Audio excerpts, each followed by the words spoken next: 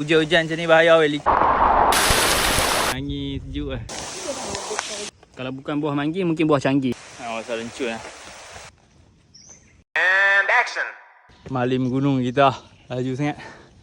Tadi hujan. Agak mencabar lah luar ni. Tu jalan jadi licin lah. Jalan licin lah, hati-hati lah.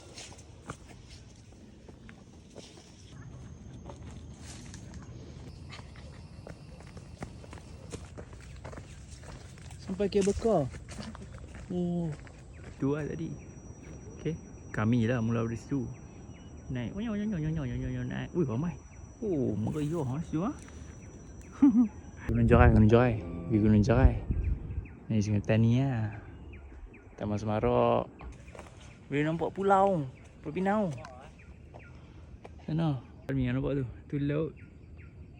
Tu Penang lah. Yo, betul lah. Nampak. Ni. Jangan duk panjat lah. Hujan. Hujan lebat. Tu, tengok. Kan? Takut licin. Kena hati-hati lah. Ada ramai tu. Ada adik-adik. Kak-kak. Tak ada lebat. Pergi pasal lencur dah lah. Ni ada kawasan construction sikit. Okay. Memang pasal lencur lah. Pasal lencur lah. Macam dekat Kamarul Highland tu. Kamarul Highland kat mana? Kamarul Highland. Oh. Hujan sudah slow. Jadi kita dapat merasa kabus-kabus ya. Seperti kamera Highland lah. Wih, ada rumah. Bukit Perah. Naik bukit lain. Sampai bukit lain pula. Bukan manggi ni. Kalau bukan buah manggi, mungkin buah canggih. Okey, korang cuba teka. Korang dalam ni, dalam video ni cuba teka ni buah apa? Tolong komen. Oh, hujan-hujan. Baju basah lencur kan. Angin sejuk lah. Nyaman.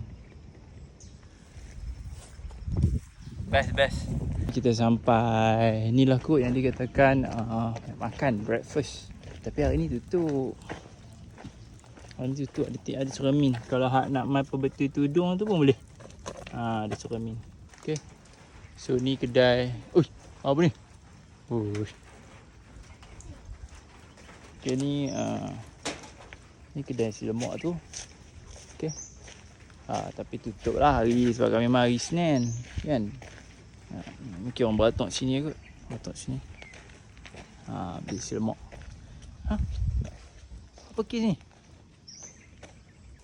Dan paling penting sini ada tandas.